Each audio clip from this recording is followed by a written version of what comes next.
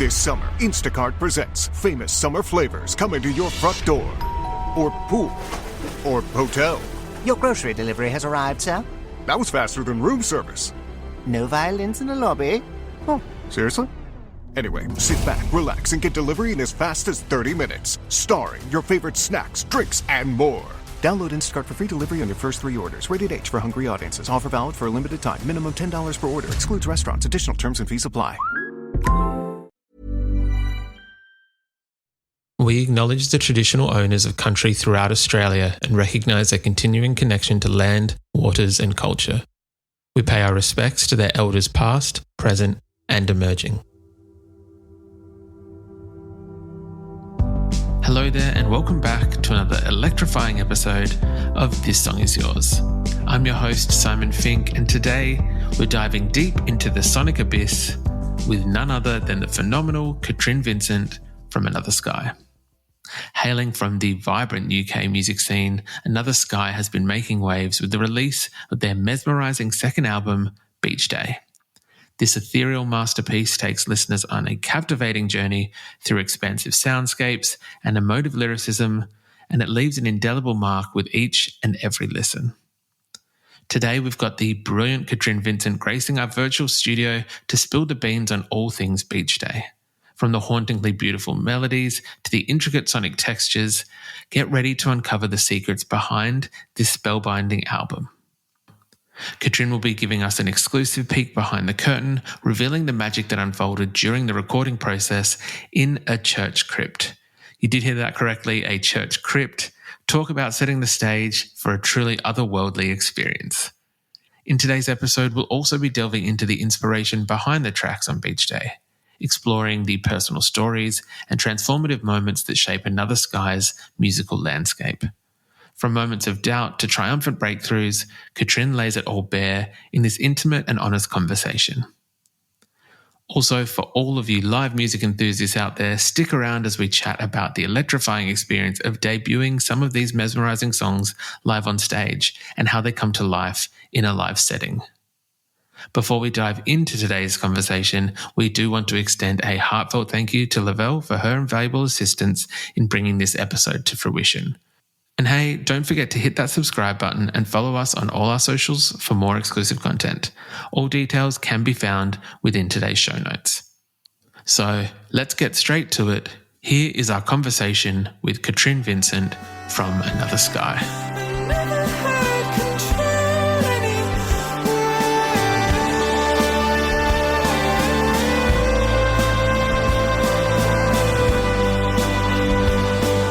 Please welcome to This Song Is Yours, Catrin Vincent from Another Sky. Catrin, hello, how are you? Hi, I'm good, thank you. Yeah, I'm okay. I'm getting through. That's good to hear. How are you, Simon? Look, the same. I would say the same. Getting through, and I'm not going to complain about getting through. Nice. Thank you so much for taking some time to chat with us today. I am very excited to chat with you about this record. There's a brand new record from Another Sky out right now. It is called Beach Day. It is a gorgeous record. So firstly, congratulations on this brand new record that is out from yourself and the band. Thank you so much. It feels surreal. Of course. It's the second album from the band. I know that this one, there was not a bit more going in behind the scenes, but I know that it's kind of been a bit of a journey to make this record. And it is this gorgeous, stunning, very expansive kind of record, a lot of big sounds. Is there a sense of relief now that the album is out? It has been out for a few weeks, but is there a sense of relief now that these songs are out into the world and being able to be enjoyed by fans? A huge sense of relief because we sat on a lot of them for quite a long time. So yeah, I feel really relieved and like I can finally move on to what the next bit of music sounds like. So it feels really good to have let go of that album. Of course, there is a stunning kind of collection of tracks with Beach Day. I'd love to know, and You might have mentioned it just before we started recording that you're currently in the crypt, which is where I believe the record was made, in a converted crypt underneath a church, if I've got those facts correct. Can you tell us, I guess, what kind of led to yourselves and the band self-producing and recording this record in the crypt? Well, I guess, so we were in a studio before, an infamous studio complex in London, in Limehouse. There's like a big clock and all sorts of things happen in that studio space, including a weed farm above us that flooded the studio twice. Oh, so gosh. Funny things were happening. There was like a power cut and a blackout and guard dogs running around. So I said to everyone, we've got to find somewhere else. And one of our managers, his mum ran a nursery in this crypt 10 years ago. And Jack, our guitarist, cold called the vicar and said, is anyone using crypt space? And I think the vicar was trying to set up a brewery down here. And the vicar just said, no one's using this space. And he's a massive Idols fan. And when he got his job here, the first thing he said when he saw the crypt was, you could have raves down here. So he was instantly in. And we got Jack's builder carpenter dad up to the crypt, who built, there's like this tunnel, and he built a wall in the middle to separate our space, which is half of the tunnel. And we've got this massive kind of control room and then a live room. And honestly, it's just a dream. The stone walls, it's just a dream. It's like a dream space in London, because there's not many spaces. All the spaces in London, it's like $2-3 grand a month. So this is really nice and cheap. So yeah, that's the crypt. I can imagine recording in a place like that, though, or in a setting and surroundings like that. Sorry, can be. Do they ever kind of seep into the inspiration of the sound, or how you're kind of building a track or recording it, or how you want it to, the sonics to be? I reckon so. I think the tunnel, we could finally get a really big drum sound with the tunnel space.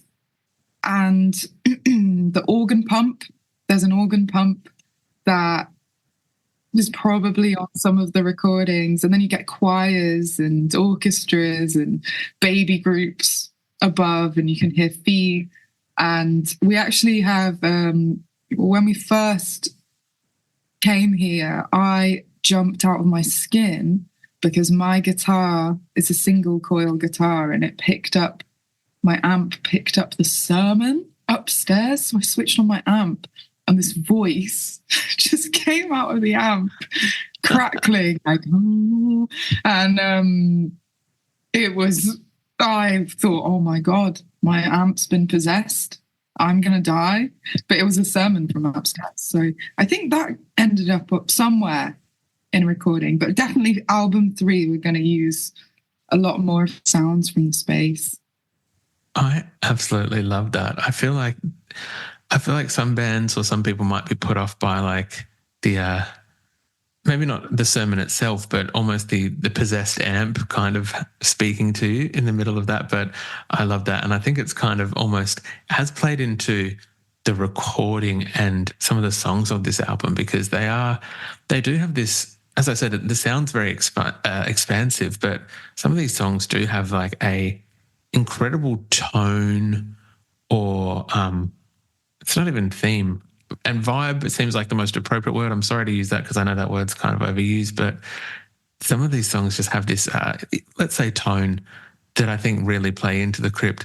I was wondering if you might indulge me a little bit I was hoping to kind of ask about one of the tracks on the record that I really connected with. As I said, the record is out now for people who are listening. I found myself coming back to I Never Had Control, which was a stunning record. Stunning song. I feel like kind of acknowledges the farewelling of oneself or an aspect of oneself, and then the moving on from that. Are you able to share with us, I guess, the inspiration of that track and how it came to be? I think in lockdown, I really struggled, and I was on benefits and I couldn't find work because there just wasn't anything. And I felt like a huge failure. Loads of personal things had gone on in my life. And I discovered Nick Drake, if you know the artist Nick Drake and his really tragic story. And I discovered him on my 27th birthday. And I think he died at 26 or 27. Yeah. A supposed suicide. And it felt really poignant that I'd listened to him. And it was my 27th birthday, and I was kind of alone in my flat. And I thought, I'm going to learn one of his songs. So I learned one of his songs. And I was pretty much going to quit music. And it was through learning one of his songs that I thought, oh, you just can't. If you're an artist or a musician, if you're creative, which everyone is, you're not going to stop doing it just because the world feels like it's ending or because someone has said you're not good enough. You don't stop making music. And then I wrote I Never Had Control, and I wasn't going to show anyone. It was in standard tuning, and I've always played in dadgad, but I was kind of trying to relearn standard tuning. And I remember when I played it out of my iPhone speaker, and I was listening really quietly at 8 a.m. one morning, and Jack, our guitarist, heard it and said, "What's that?" And I went, "Oh, a song. I don't think it's very good." And Jack went, "Is that your song?" And I said, "Yeah." And he was like, "Yes, that's really good." And he was like, "We have to do this today. We have to do this song today." And he rang Max. And I think Naomi was really sadly at work. But he rang Max, and I thought, oh no, I need to finish this song. So I ran really quickly to the studio in the crypt, and I finished my version of the song, and then they both came and we worked it out as a band. And I think lyrically I was just so wide open. I just didn't have any ego at that point. I wasn't trying to prove anything because I'd felt like I'd lost everything and it hadn't worked anyway. I just wanted to be completely honest with myself. And then in that way you can be completely honest. You can inspire people to be completely honest too, with an audience. And I just didn't want any. Am I allowed to swear on this podcast? Please go for it. I didn't want any bullshit. I didn't want to dress it up in anything. I just wanted it to be, here is how I feel. That's it. And I think I don't know if we'll ever write a song like it again, hopefully. But yeah, there's something special about that song for sure.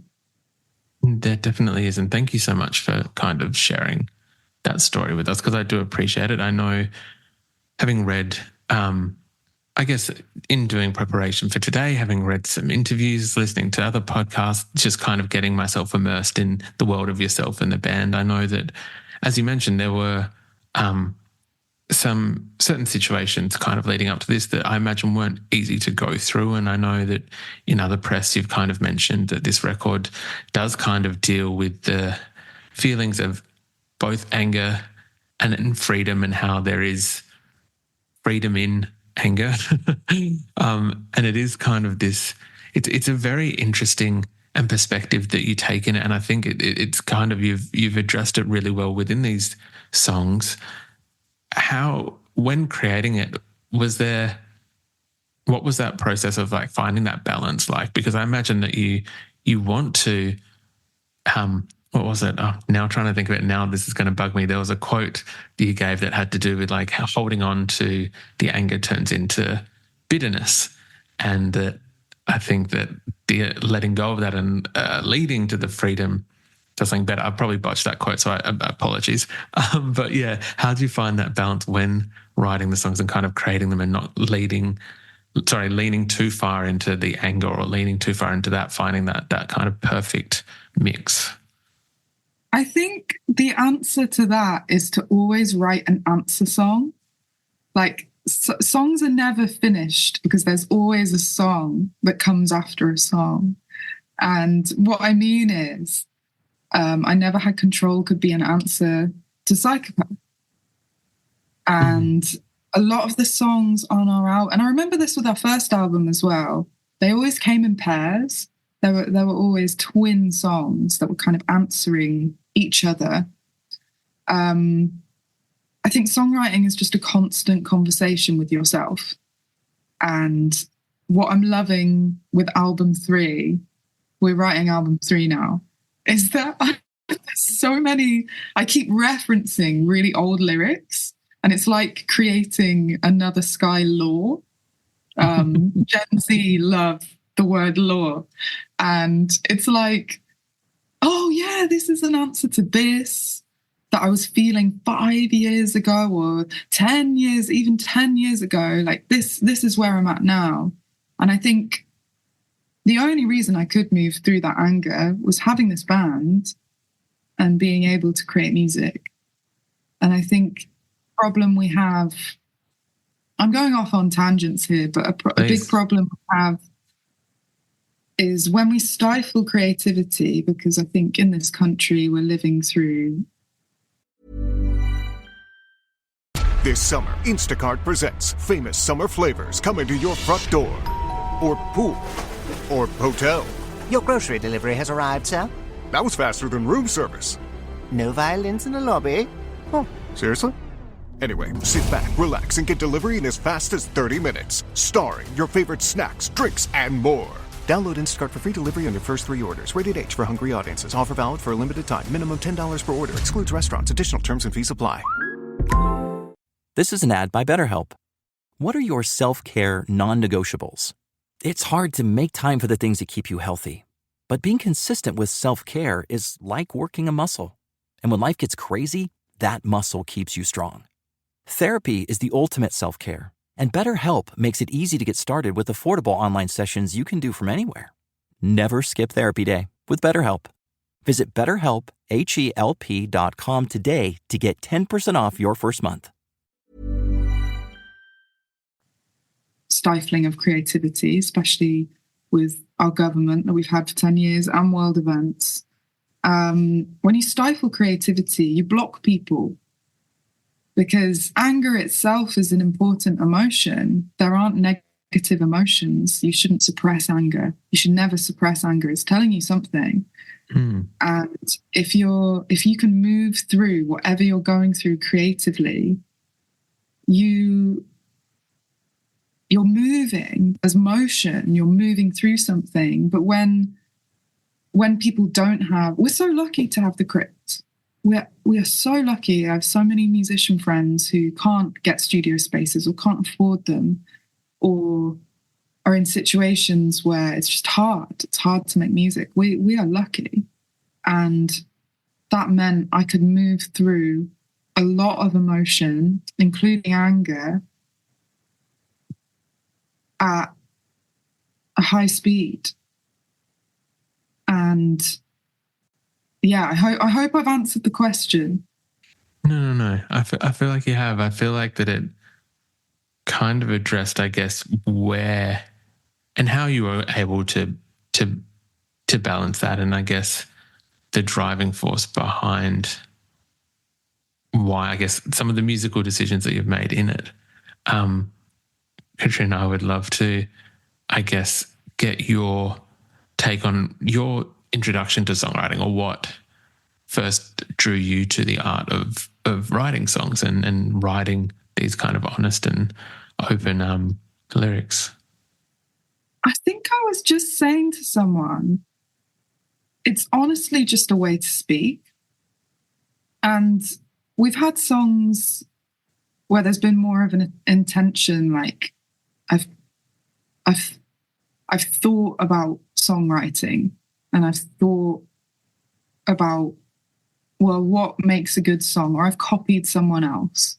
And I'm sure it's the same for the rest of the band. We're all songwriters in our own right. And over the past few years, I've realised I don't want to think when I'm songwriting. I just want to speak. Mm-hmm. And that means that you have to write a lot of songs, and a good one will come through. But I think as soon as you start overthinking something, or thinking it needs to sound like this and it needs to be this, you start putting a frame around it, you've lost something. And loads of people would disagree with me. Loads of people would disagree with me and have way more of a method. But I don't want to think when I'm writing a song. I just want it to be an expression. Mm. But the thing is, having said that, I studied songwriting at uni. I am in a band with a record deal. Mm. I've learned all the rules. And I think there is something behind learning all the rules first to be able to unconsciously break them later on. Mm-hmm. And I only think now, it's only now that I've arrived at a point where it can just come out and I don't think. Mm. So I don't want anyone to listen to this and go like, I don't have to think. When I'm writing a song, like, I'm very lucky. I've had a life where all I've had to do is write songs, and you have to make those mistakes to learn from them. Like when we wrote a certain song that was really thought about and calculated, I learned I didn't like that, not because it's wrong, but because I don't like it. Mm. Songwriting is just kind of a way to document living, I think. I'm hoping this is I'm very cerebral today. I'm very like in my head. So I'm hoping that this is making sense. 100% it is making sense. But it's one of those things. We've been lucky enough to talk to, I think, hundreds of artists now about songwriting, and it seems to be different for every person. It seems to be that some, have a very extreme or intense focus, and some, as you've said, like it comes to you. It's not something that you actively have to kind of put thought into. There's thought and intention behind it, but it's almost sometimes like you're simply a vessel for that song to kind of travel through to be created or written or something like that. Yeah, our drummer Max says that. That's his belief, that we are just receiving energy from the universe, and music is all around us, and you have to sort of act as a conduit for musical energy. I used to think that, and now I disagree. And I think I do understand that musically, but I think do you know what? The past 4 years I've become a music teacher, and through that I've learned that yes, there is talent in music, but I think everyone has a right to speak. If I think songwriting is speaking, everyone has a right to speak. And I don't like it when people say, I'm not creative, I'm just not a creative person, or I'm not good at this. I don't think music or art is something, or songwriting is something you have to be good at. Mm. And I actually think, this is really going off on a tangent, but I actually think TikTok is a great example of that, because someone like me can go to uni and study music and play in this band for 10 years. And then someone else who's maybe like 16, way younger, can go on TikTok, 4 chords on a guitar, and they just say something really honest and really true, and everyone connects to it. I don't think you have to be good at songwriting. And I guess that feeds into what Max and you said about kind of receiving messages from the universe. I don't know if that's what you said, but that's kind of what Max said. I guess that 16-year-old playing 4 chords is receiving something from the universe. And when you're young, you can just let it. You're very honest and earnest when you're young, and it just comes out and people relate to it. And maybe that's something I could learn moving forwards. I hope that there are a million things in that, and I don't think they answered your question. No, I feel like it did. It was kind of talking about the art of songwriting and how everyone's method is different. And it kind of, what you brought up was like, while yours might be this one thing, for some 16-year-old on TikTok, their method and creative kind of equation, algorithm, whatever that you want to call it, that they use is a totally different thing, but both can work. It seems to be that it doesn't have to be one thing. As you said, you don't have to be technically good at songwriting. You can attempt songwriting and just kind of stumble across being good in a way. It doesn't have to be that kind of proficiency kind of thing, I think. So it did make sense. It did connect up all together. That's good. I'm glad. Yeah, I think, this is a great podcast. You just talk about songwriting. It's just brilliant. Well, look, thank you. Thank you again for coming on. I was hoping to ask a non-songwriting question just for a second.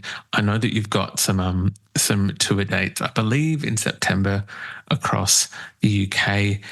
From this brand new record, is there certain tracks that you're looking forward to kind of debuting and seeing how they go in the live setting, in the live arena? I Caught on Fire. We love that song. I can't wait to get that one right live. Playground, we've got a really we just tried Playground for the first time on our in-store tour, really stripped back, and it was really emotional.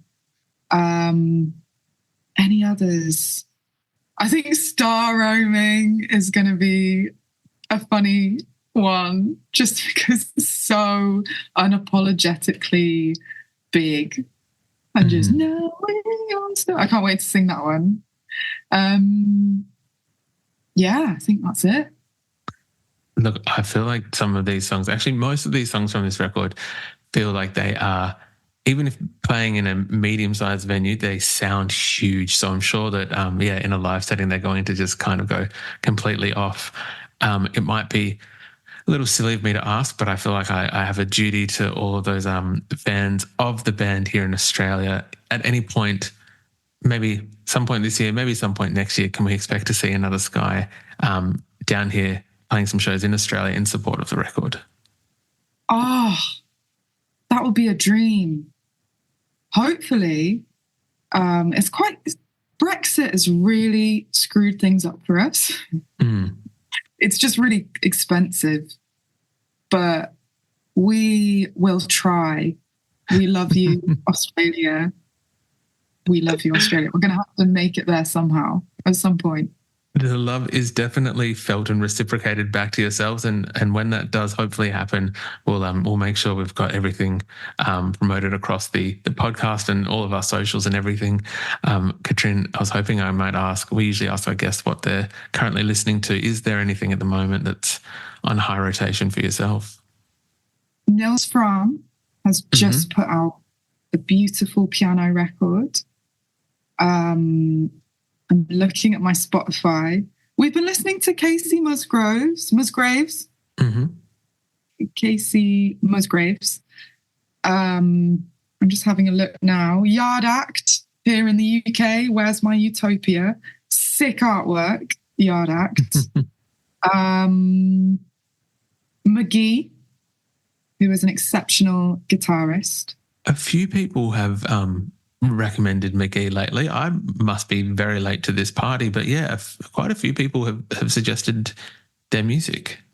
Well, he's the guitarist for Dijon, And I think people are starting to recognize him as a solo artist. And he just played a gig in London that just was huge. That was a huge gig. So he's doing really, really well. Juno Dream, another UK band. Marieke Hackman. I'm just going through my Spotify. Do you know what? There's an artist called Tamino who is amazing.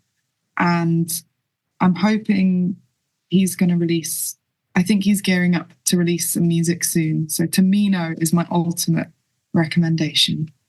I will admit that I'm not across that, but we'll definitely give it a listen and see what we think. There's some very good recommendations in there as well in terms of Yard Act and Casey Musgraves and Nils. Always, I feel like Nils never misses in terms of his kind of music that he puts out. Never, ever. Catrin, thank you so much for coming on to the podcast today. I do very much appreciate it. Congratulations again on the brand new record From Another Sky. It is Beach Day. It's out now. All links in the podcast show notes will be where people can buy it, stream it, catch those European and UK dates in September. But thank you again for coming on and having a chat. Thank you so much. This has been so fun.